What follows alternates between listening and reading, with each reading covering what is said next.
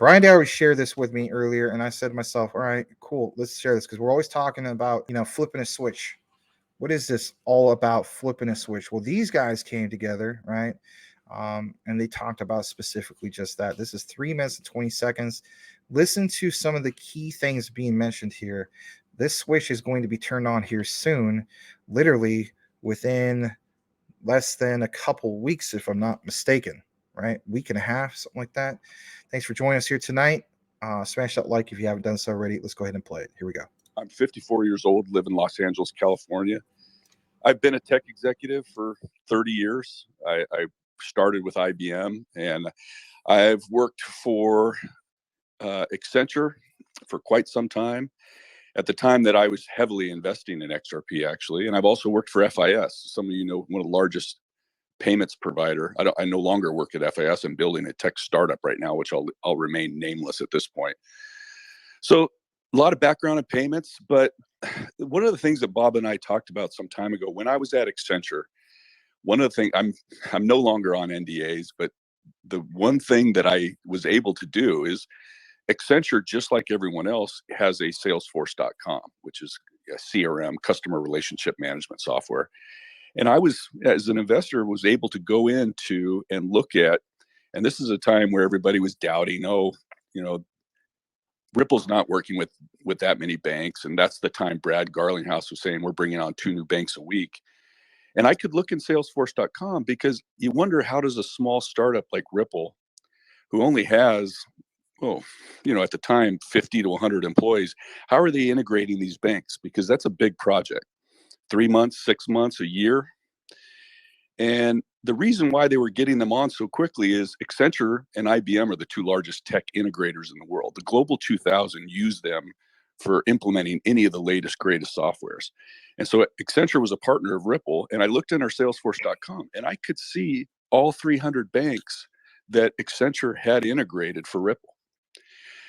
Now, and I was pleasantly surprised at that. And we're talking big names. This was Bank of Australia, Bank of England, Bank of Canada, so on and so on.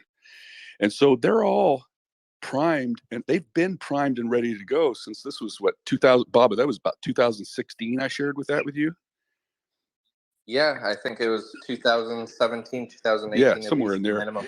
And I could see them all. They were all, and that means they're all primed and ready to go. So you've heard Mr. Schwartz talk about the flywheel effect. You've got to have liquidity on both sides for this thing to work. And so, while I can't speak to a flip the switch moment, I'm not an insider. I won't claim to be, but I can just see what's happening. That there is a moment where something happens where they all start using it. And Bob. So technically, like a flip of the switch moment. And who's in control of that to say go? Your guess is as good as mine. But that could be the IMFs of the world, the BIS, all that. But so that that's all just Bob and I talked about. Bob, is that what you were hoping to hear from me? Yeah, just because I remember like the last time we spoke, you just jumped on the space and you were like, "Hi guys, my name's Tony, this and that," and you just basically said like, I do believe in a flip of the switch moment, and you weren't necessarily alluding to like I know for a fact. Right. But you were saying like I could see why something like this would like happen all at once, sort of thing. I definitely could. Yeah. So I'm on board with that theory as a plausible scenario for sure. Right. Yeah. It's nice to have that perspective of the flip of the switch. I mean, was it on Monday's show for Utility Talk Now? Myself and also Crypto Smith, Sean, we were talking about the whole thing of Crypto Bill Weather's stance in regards to, he was stating that we're lied to with ISO 222.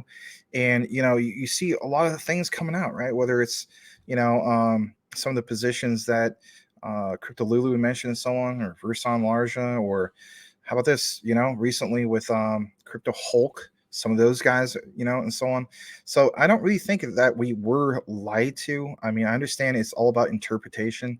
I'm not downplaying, some of the things he said. I mean, I think we should be all researching, like you mentioned, into, more of the competition, and it's not just with ISO based tokens and coins, right? Ripple's competition, if you will. It's other projects, right, that have utility and so on, we should probably still do that as well, right? I should say probably we should. But when you hear this, again, it pounds it home more that, you know what, they are a big player that's part of it. So when I see people, and there's a few, I'm not gonna mention their particular names and so on, but there's one content creator in particular. He mentioned that he has sold 90% of his XRP and just went all in with Cypherium.